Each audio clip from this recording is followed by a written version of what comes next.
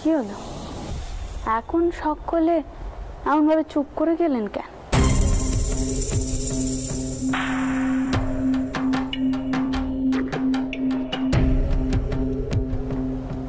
মতুর তালুকদার মশাইকে কও দেখি, তিনি তো গৌরাঙ্গর বাপের পরিচয় নিয়ে এতক্ষণ এত কথা কইছিলেন। এইসব ছেলেদের নাকি সমাজে লেখাপড়া করার কোনো অধিকার নেই, সমাজের যোগ্য নয় তারা। তাহলে এখন তো গৌরাঙ্গর মা তার বাপের পরিচয় দিতে চাইছে।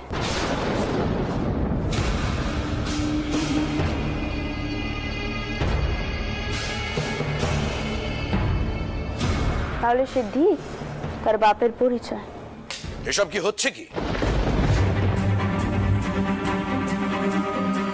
আমার মোটেও জানা ছিল না যে ইদানিং চান বাজারে এই ধরনের মেয়ে মানুষের আনাগোনা রয়েছে। আর এরা বলবে সত্য কথা, সেটা আমাদের বিশ্বাস করতে হবে।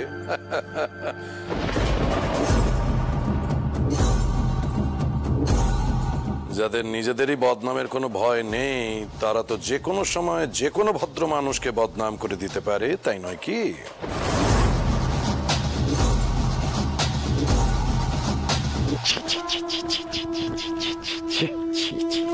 এসব কি শুনছি এসব আমি?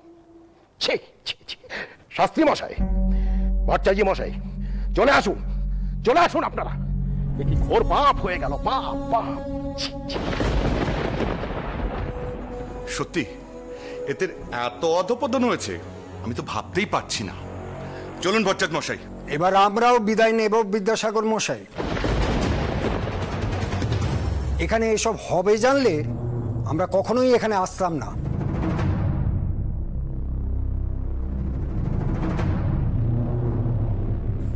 ছি ছি ছি ছি ছি, এই কাকে এনে আপনারা উপস্থিত করেছেন এখানে? এর বেটা পড়বে কিনা আমাদের বিদ্যালয়?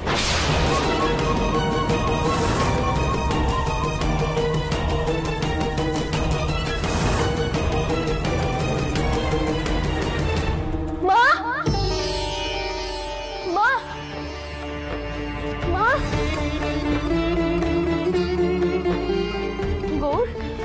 গৌর বাবা, ফিরে চলো মা, ফিরে চলো। যারা তোমায় এত অপমান করে তাদের কাছে আমি লেখাপড়া শিখতে চাই না। চলো মা, চলো।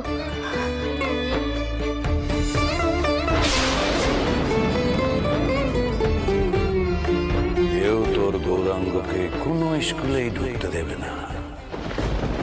যে ছেলের জন্য এত কিছু করছিস, সেই একদিন বড় হয়ে তোর কাছে কৈফিয়ত চাইবে। কেন তুই ওকে ভদ্র জীবন দিয়েছিস? তোকে ঘৃণা করবে ময়না, তুই ওর কাছে কলঙ্ক হয়ে উঠবি।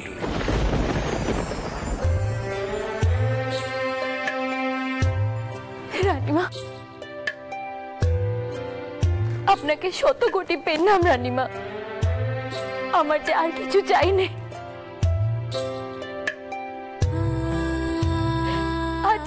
আজ আমার নিজের বেটা আমাকে যে মান দিয়েছে, এরপর আমার আর কোনো কিছু প্রয়োজন নেই, কিচ্ছু না।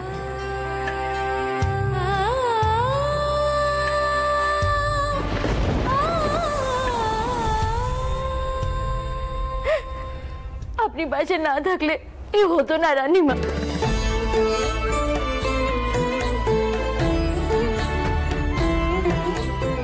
আর আজ আমার গৌরের জন্য আমার অন্য কোনো পরিচয় চাই না রানীমা। গৌর শুধু আমার বেটা, শুধুই আমার।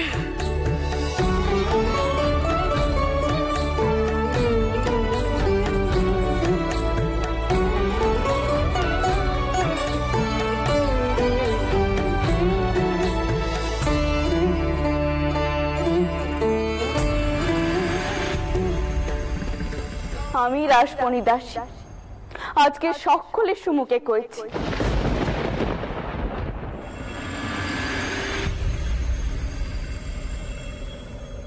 গৌরাঙ্গর মতো ছেলেরা একদিন লেখাপড়া করবে, নিজের পায়ে দাঁড়াবে, কেউ তাদেরকে থামিয়ে রাখতে পারবে না। আর আমি তাদের পাশে থাকবো। তোমার তুলনা তুমি, তোমার তুলনা তুমি, করুণাময়ী রাসমণি, করুণাময়ী রানী। আর আমি এও করছি, একদিন এমন দিন আসবে যেদিন বংশ পরিচয় না, মেয়েদের ক্ষমতার জোরে তাদের সন্তান লেখাপড়া করবে। নতুন হাওয়া জাগরণের নব জোয়ার জাগরু, নব জাগরণের জোয়ার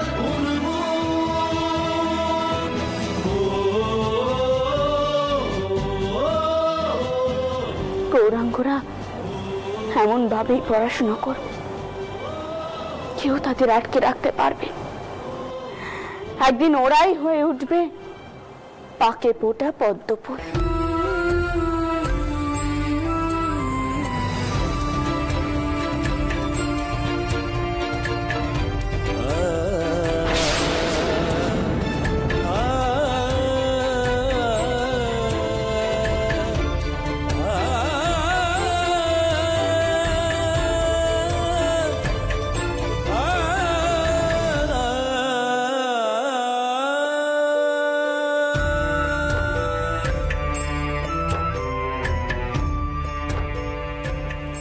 এসো ঈশ্বর, এসো।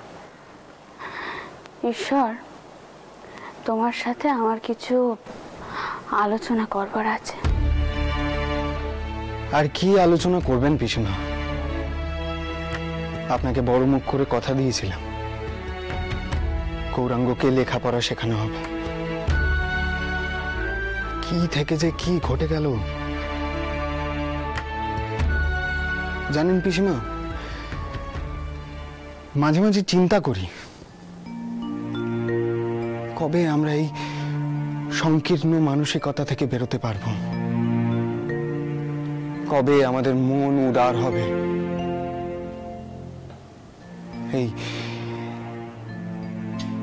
এই গৌরাঙ্গ নরক থেকে উঠে এসেছে বলে আজ যারা এই ছোট্ট নিষ্পাপ শিশুটিকে লেখাপড়ার সুযোগটুকু দিতে চাইছে না, তারাই রাতের অন্ধকারে ওই নরকেই যাবে। সূর্যোদয়ের আগে নরক থেকে বেরিয়ে গঙ্গা স্নান করে শুদ্ধ হয়ে নেবে, আর নরক পড়ে থাকবে নরকেই। আর যদি কদাচিৎ কেউ সাহস করে ওই নরক থেকে বেরিয়ে সুস্থ জীবন যাপন করার চেষ্টা করে, তখন এই সমাজপতিরাই তাকে বাধা দেবে। সমাজের এই দ্বিচারিতা কবে যে বন্ধ হবে পিসিমা জানি না। মা, আপনি যে অর্থ আনতে বলেছিলেন তা আনা হয়েছে। নিয়েছো মতুর, ভেতরে নিয়ে আসো। আর এ বিষয়ে কেউ কিছু জানতে পারেনি তো? না মা।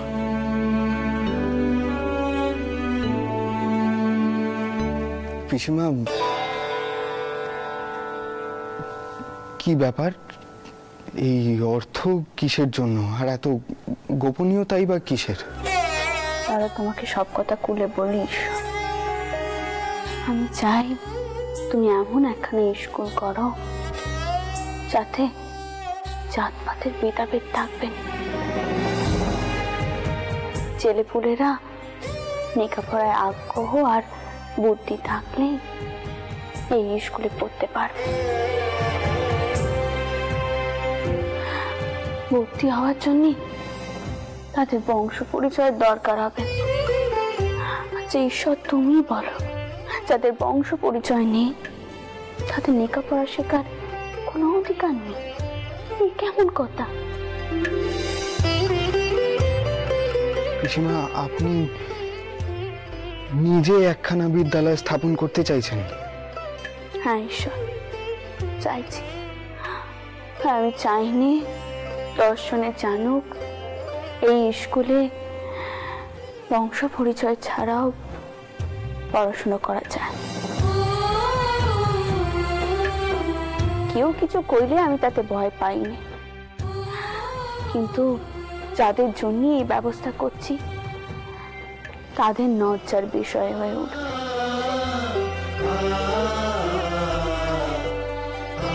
আমি চাই ঈশ্বর গৌরাঙ্গর মতো ছেলে পিলেরা যাতে এই স্কুলে পড়তে পারে।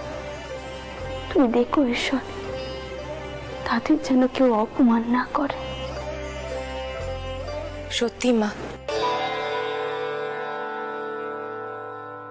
সত্যি তোমার ক্ষমতা আছে। এত কথা, এত অশান্তি সত্ত্বেও তুমি তোমার লক্ষ্য থেকে কিছুতেই সরে এলে না।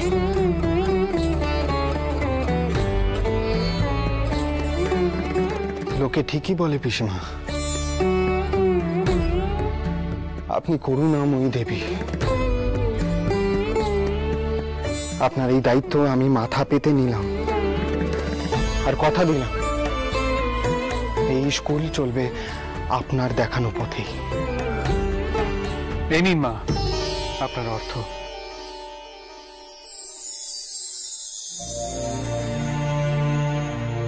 আমি হিসেবের খাতায় আপনার ব্যক্তিগত খরচের জন্য এই অর্থ ব্যয় হচ্ছে সেটাই দেখাচ্ছি। বিদ্যালয় নির্মাণের কথা কোথাও উল্লেখ করা থাকবে না। এই জায়গা দিয়ে অন্তত কিছু ছেলে পুলে লেখাপড়া শিখে মানুষের মতো মানুষ হয়ে উঠতে পারবে মতো। সমাজ তো আর একদিনে বদলাবে না, সমাজ বদলাতে সময় না। আর আমার তীর বিশ্বাস যে সমাজে ঈশ্বরের মতো মানুষ আছে সেই সমাজ একদিন পরিবর্তন হবে।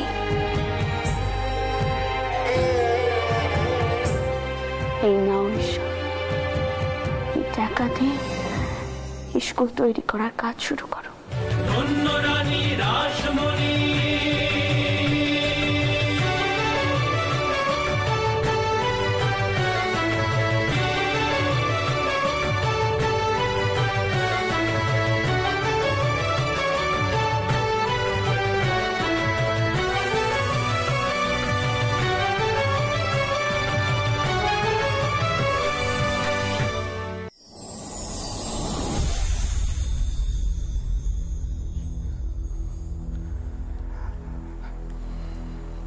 মা, আমি সত্যি লজ্জিত। আজ আপনাকে আর আপনার ছেলেকে যে পরিমাণ অপমান সহ্য করতে হয়েছে তার জন্য সমগ্র ব্রাহ্মণ তথা শিক্ষক সমাজের পক্ষ থেকে আমি ক্ষমা প্রার্থী। কিন্তু মা, আপনার পুত্রের জন্য রানীমা অন্য ব্যবস্থা করেছেন। গৌরাঙ্গর পড়াশুনো কোনো মতেই বন্ধ হবে না মা। গৌরাঙ্গ ও তার মতো সমাজের এক কোণে পড়ে থাকা বালকদের জন্য রানীমা একখানা বিদ্যালয় স্থাপন করছেন।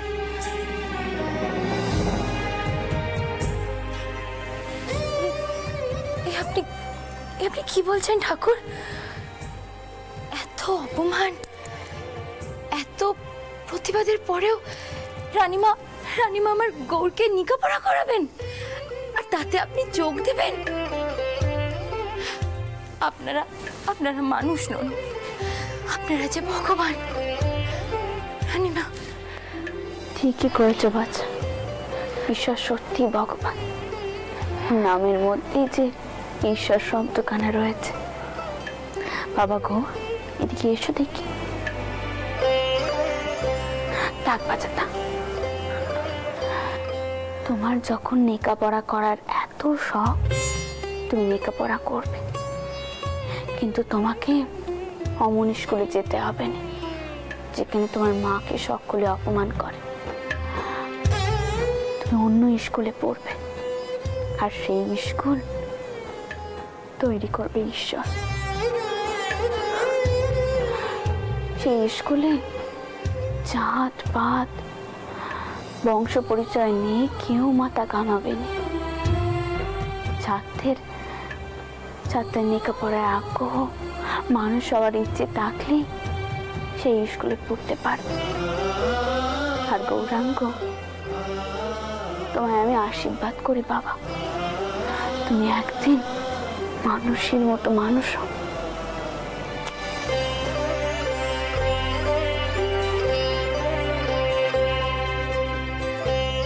থাক থাক থাক,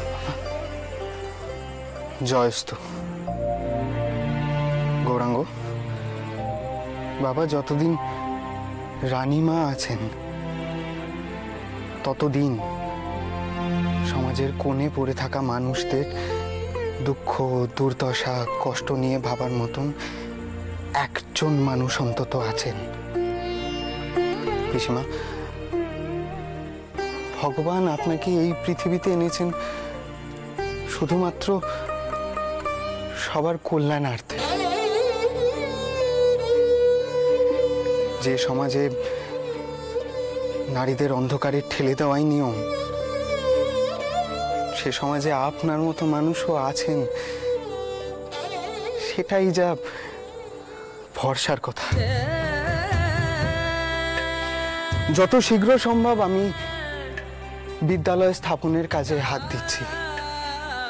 আর গৌরাঙ্গ, যতদিন না বিদ্যালয় স্থাপিত হচ্ছে ততদিন তোমার শিক্ষার ভার আমার। বাবা গৌরাঙ্গ, এর থেকে সৌভাগ্যের কথা আর কিছুই হতে পারেনি। আর বাচ্চা, তোমাকে পশ্চিমে গিয়ে কোথাও থাকতে হবে না, তুমি এখানেই বাড়ি নিয়ে থাকো। আর কোনো অসুবিধা হলে আমাকে কইও, কেমন? আমি কইছি, তোমার এই ব্যাটা একদিন তোমার দুঃখ গোচাবে, তুমি দেখো। এই গৌরাঙ্গ যেদিন অনেক বড় হয়ে যাবে, তোমার মাকে ভুলে যাবে না তো? মায়ের চোখের জল মোছাবে তো বাবা?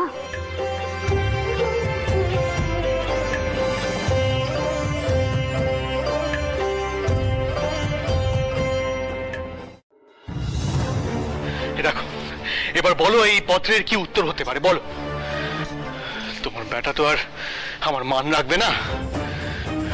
সিংহি বসাই লিখেছেন তাদের তালুকে সকলে যাচ্ছে, সেখানে যেন আমি অবশ্যই গোপালকে নিয়ে যাই। শিকারের অজুহাতে সকলের সাথে গোপালের আলাপ করে দেবেন, তার সাথে আলাপ করবেন নিজেও। আর আমাদের সকলের আমন্ত্রণ আছে। বলো বলো, কি উত্তর দেবো বলো।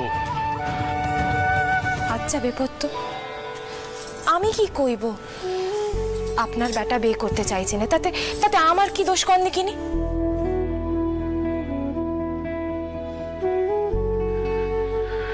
সেদিন বিয়ের কথা উঠতে না উঠতে এমন সমস্যা এসে পড়লো যে জগদম্বা, এই বিষয়টাকে এবার একটু গুরুত্ব দাও। দেখো দেখো, সিংহীরা এই সমাজের বিশিষ্ট পরিবার, তাদের সাথে ছেলে খেলা করা যায় না। আচ্ছা আচ্ছা, আমার ব্যাটার উপর কিছু অধিকার আছে। দেখেছেন কান্ডি? আচ্ছা আচ্ছা, আপনি এইভাবে কেন কথা কইছেন? গোপাল কি আপনাকে সে মান দেয় না? কি জানেন তো, আমার মনে হয় গোপালের বিয়ে নিয়ে কোনো দ্বিধা আছে, যাও আমাদের মুখ ফুটে কইতে পারছে না। আর আপনিও তো সেজ দিদির মৃত্যুর পর বিয়ে করতে চান।